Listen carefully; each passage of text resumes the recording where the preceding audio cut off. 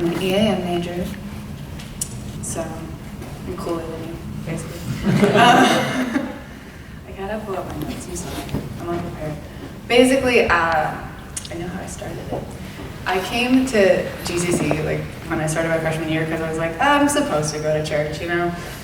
It's like what people do. And I wasn't like super excited, but I was like, okay, I'll go. And then I found out about intro night, so I went, and I was like, gross, games, talking to people. Hated it. No, then I met some like cool people. I mean, I can't find the other cool people, but it's fine. I met some really cool people and I had like actually good conversations. So I was like, okay, I'll go to one family group.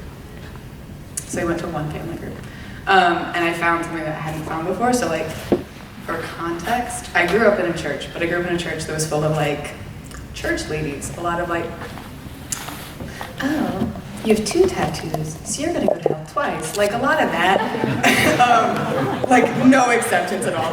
And I also grew up dancing, so I was a ballet dancer. And with the exception of like your ballet mistress, everyone's like, everyone loves you, you're perfect, you don't need to change, yada, yada, yada. And that's not really helpful for growing at all, because you're like, I'm perfect, I don't need to do anything. So I came to GCC and I went to family group and I met like really cool people. But not only were they really cool, they were like, yeah, it's fine that you were a mess before, but also like, let's grow. Like in Jesus, which was really new for me. I'm not reading the thing that I wrote. So sorry, Eddie.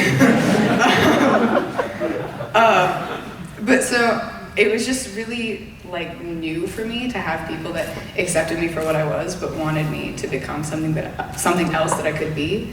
And another really wild thing about GCC is Pastor Young, who if you haven't gone to a Sunday service yet, you will hear him talked about a book called Emotionally Healthy Spirituality. And I now own that book, and me and my therapist have talked a lot about that book, and I think that it's actually helped me a lot. And to have a pastor in a church that talks so openly about therapy in not a taboo way, and was just like very open about growing as people and a person. That didn't work grammatically. Like it was really awesome for me. So there was a verse that I knew as a kid. Now that's happening later. Through the people here at GCC, I got to meet God as like a redeemer and as a forgiver and as a loving God who wanted you to grow in him, not as what I call Santa Claus God, who keeps a naughty list and makes sure that all the bad people don't get in. I got to meet the God who actually cares about people. And then here's the verse. So there's a verse I knew when I was little, and I never really got it at my old church, but I think GCC embodies it pretty well. It's Hebrews 10, verses 22 to 25, and it goes, let us draw near to God with a sincere heart and with the full assurance that faith brings, having our hearts sprinkled to cleanse us from a guilty conscience and having our bodies washed with pure water. Let us hold unswervingly to the hope we have professed, for he who promises faithful.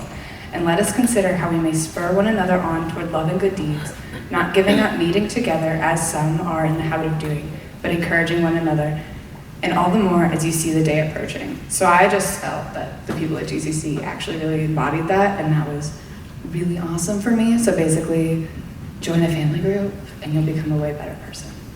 Thanks. Thanks, Claire, for sharing.